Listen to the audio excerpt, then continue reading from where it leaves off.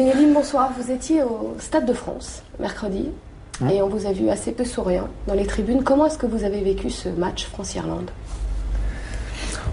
Je pense que ça a été un match difficile, comme tout le monde a pu le voir. C'est vrai que j'ai assez souffert, puisque bien sûr j'étais venu en tant que supporter, supporter cette équipe, et c'est vrai qu'on n'a pas vu un grand match. On n'a simplement pas vu un grand match, et ça a été un match très difficile de la part de l'équipe de France, donc on en ressort un peu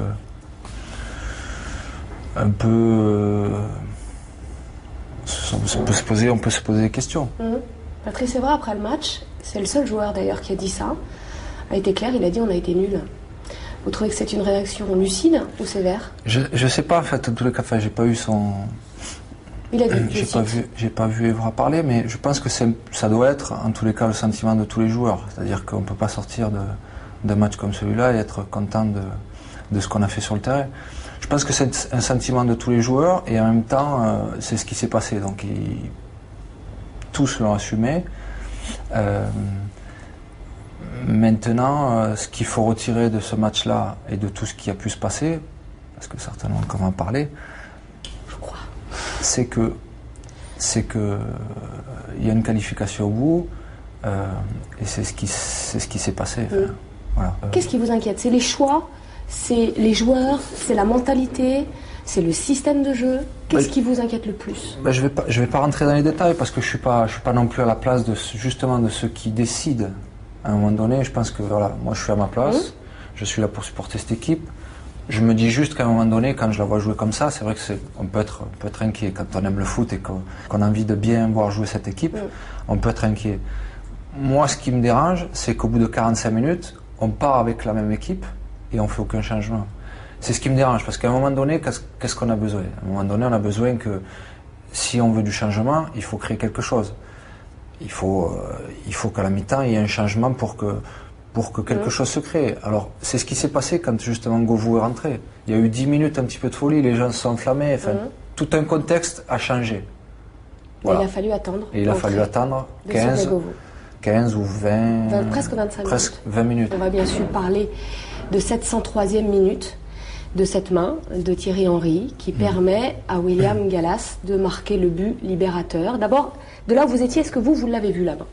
Non, à aucun moment. Et puis d'ailleurs, depuis, il s'en est passé des heures, donc j'ai pu voir comment ça s'est passé. Donc même à la télé, en fait, personne ne le voit au départ. Sur le coup, non, c'est vrai. Au ralenti, on revoit les choses au ralenti. Donc non, je ne l'ai pas vu. Est-ce que vous avez senti qu'il se passait quand même quelque chose de bizarre ou pas? Quand on voit 11 Irlandais courir derrière l'arbitre, ouais. Vous avez vécu cet emballement médiatique. Qu'est-ce qu'on ressent quand on est au cœur de ce cyclone-là, Zinedine? Je veux dire, tout a été dit, tout a été fait, tout a été dit. Moi, ce que je veux dire, c'est que la main de Thierry Henry, c'est un fait de jeu. Et je soutiendrai Thierry Henry. Je pense que c'est pas un tricheur, enfin moi je le connais, c'est pas un tricheur. La main, il fait main, il dit qu'il a fait main, donc déjà il a avoué qu'il a fait main, il n'a pas essayé de faire quoi que ce soit. Pour tout le monde entier, c'est un tricheur. Comment est-ce qu'il peut sortir de ça? Mais justement, c'est pas un tricheur. Moi, j'ai vécu, je sais pas, 10 ou 12 ans avec lui, je sais que c'est pas un tricheur. Est-ce qu'il va s'en remettre, Thierry Henry? Oui, il va s'en remettre, bien sûr qu'il va s'en remettre. Comment? Et je pense que c'est quelque chose, c'est des difficultés que tout le monde, de toute façon, à un moment donné, doit surmonter. Il les surmontera. Pour vous, ça ne va pas le poursuivre tout au long de sa carrière? Non, ça ne va pas le poursuivre. Et puis à un moment donné, comme je vous dis, c'est le jeu, ça fait partie du jeu. Juste une dernière question sur ce thème-là. Est-ce que, à votre avis, il aurait dû s'excuser publiquement tout de suite? De toute façon, ça c'est son truc à lui. Mais je pense que le fait de dire, justement, qu'il était prêt à rejouer le match, quelque part, il s'est excusé. Même après, même juste par un communiqué, c'est suffisant? Pour moi, quelque part, il s'est excusé. Vous vous rendez compte quand même? Il a fait une main. Ah non, nous, on ne peut pas se rendre compte. C'est pour ça que je vous pose la question à vous, parce que vous pouvez vous rendre compte. C'est-à-dire qu'il a fait une main, le mec. Fait une main. Donc moi, je dis juste, il s'est trompé, comme moi, j'ai pu le faire aussi. Il n'y a peut-être pas de comparaison, machin, mais ce que je veux dire, c'est que tout le monde se trompe. Tout le monde se trompe. Mais on se trompe de victime. Enfin, c'est-à-dire que je ne veux pas non plus dire il a rien fait, parce qu'il a mis la main. Ben oui. Mais ce que je veux dire, c'est que bon, ça va. Il y a eu un match qui s'est joué, alors là aussi dans un contexte pour bien d'autres raisons, mais très particulier, à Khartoum, entre l'Algérie et l'Égypte. Et l'Algérie est qualifiée pour la première fois depuis 24 ans pour une phase finale de Coupe du Monde. Est-ce que vous êtes fiers? Oui, la fin d'après-midi avait super bien commencé, c'est vrai. J'étais fier. Mais je vais vous dire ce dont j'étais le plus fier, c'est que c'est pas forcément sur les 2 matchs qu'il y a eu, justement. Je suis content que ça s'est fait justement sur un match d'appui et pas que l'Algérie ait gagné en Égypte. J'étais content de ça, mais j'étais content surtout du parcours en lui-même, parce que j'ai suivi quand même le parcours de l'Algérie.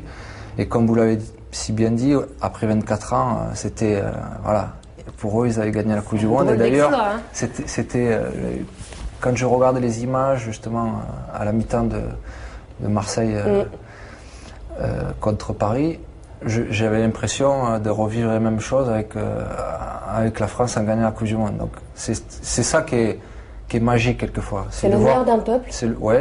Et c'est de voir ces images-là alors que quelque part c'était 23 mecs qui avaient fait leur boulot de se qualifier pour une Coupe du Monde. Mais c'était magnifique de voir ça. Et j'étais vraiment content pour tous les gars parce qu'ils le méritent sur l'ensemble de la compétition, sur l'ensemble de comment s'est passé leur qualification.